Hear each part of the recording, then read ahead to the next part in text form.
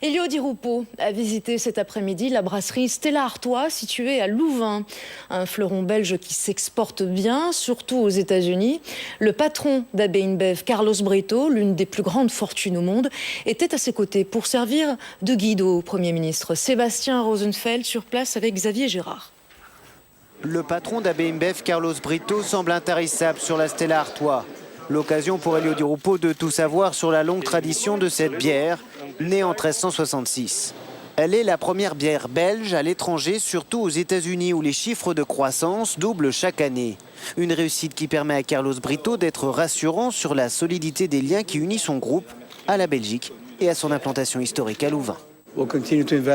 Nous continuerons à investir ici. Nous employons près de 3000 personnes. Nous payons environ un demi-milliard d'euros d'impôts si nous prenons les taxes diverses en Belgique. Nous investissons entre 100 et 200 millions d'euros par an ici pour améliorer et étendre notre production. Le poids d'AB InBev est donc essentiel dans notre économie. Dans le contexte actuel, le Premier ministre s'assure de la stratégie de Carlos Brito. Les deux hommes évoquent tout, même le délicat dossier fiscal. En matière de fiscalité, il y aura lors de la prochaine législature une réforme fiscale. Et puis, j'ai redit que c'est normal que le quartier général de InBev soit en Belgique puisqu'on exporte la bière belge. Elio Di Rupo repart avec la 600 millionième bouteille pour l'exportation, symbole d'une histoire qui continue. En bref, le météorologue de l'IRM, Luc Trullemans, ce sera tête de liste aux élections européennes de 2014 pour le PP, le Parti populaire de Michael Modric-Amen. Le roi Philippe a fait son choix. La première liste des fournisseurs brevetés de la Cour pour ce règne est désormais connue. Elle compte 111 titulaires. Ils seront reçus au château de Laeken le 11 décembre prochain. On ne va pas tous les citer, évidemment. Alors découvrons deux d'entre eux avec Sébastien Rosenfeld et Dominique Chocart. Cela fait 35 ans que José habille les hommes. Une relation de confiance l'unit depuis plus de 20 ans avec le roi Philippe. Il se souvient de leur première rencontre. Son premier achat, c'était une cravate, je m'en souviens très bien. Et depuis lors, il en a acheté de nombreux autres. Comme il porte des chemises à double manchette, il aime aussi les boutons de manchette qu'il achète lui-même ou qu'il se fait parfois offrir par la reine Mathilde. La maison Crossword doit sa réputation à sa discrétion et son élégance. José propose souvent à ses clients des choix audacieux. Avec le roi Philippe, il sait que le classique reste de rigueur. La reine Mathilde est venue ici choisir son dernier cadeau d'anniversaire. Elle était accompagnée de ses enfants et elle a choisi un cadeau. Elle a d'ailleurs demandé l'avis de la princesse Elisabeth pour faire son choix. Elle me demande aussi mon avis, car elle sait que je connais le roi. Le tailleur n'est pas le seul nouveau fournisseur de la cour. Alain et Brigitte font aussi partie des élus. Ils vivent au milieu des jouets dans le magasin familial. Peut-être cette poupée sera-t-elle le prochain cadeau de la princesse Éléonore. Frères et sœurs, ils perpétuent une histoire née il y a 53 ans, lors de l'ouverture de Cernels, par leur papa. Il serait fier.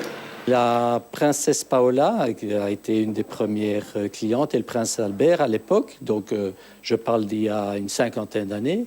Et puis maintenant, la reine Mathilde est cliente régulière depuis la première naissance. Ce sont des jouets qui s'adressent à des grands enfants. Brigitte apprécie tout particulièrement la simplicité du couple royal.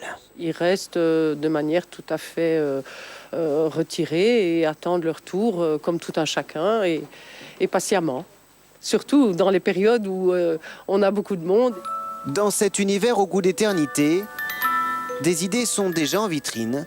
Cette robe semble attendre sa princesse. L'actualité à l'étranger avec tout d'abord ce recueillement qui a lieu en ce moment à Washington.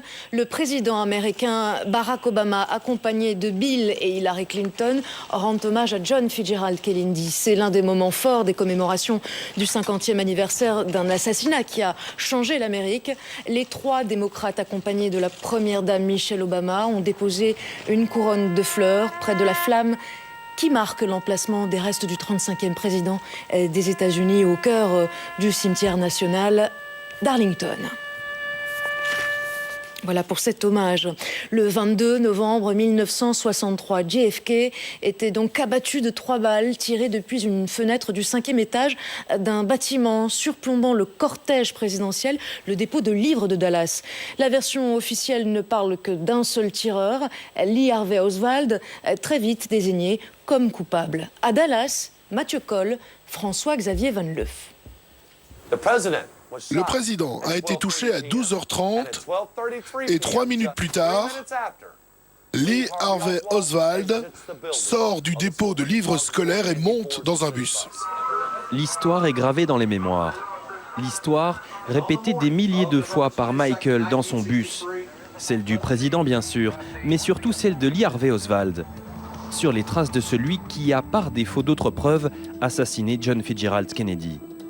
3 minutes après les coups de feu, Oswald sort donc du bâtiment, prend un bus, puis un taxi, marche un peu et passe chez lui, une chambre qu'il loue à quelques kilomètres du centre-ville.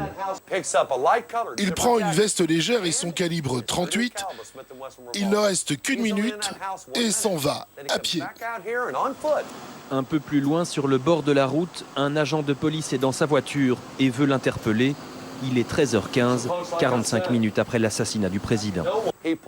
Oswald sort alors son calibre 38 et tire sur le policier 4 fois. L'agent Tippit s'effondre sur le sol, là, juste devant vous. Oswald est maintenant bel et bien en cavale. Il a été repéré. Comportement suspect dans un magasin tout proche. Le gérant appelle la police. Il s'enfuit alors et entre dans un cinéma. 1h20 à peine après les coups de feu sur Dealey Plaza, Lee Harvey Oswald est arrêté dans ce cinéma.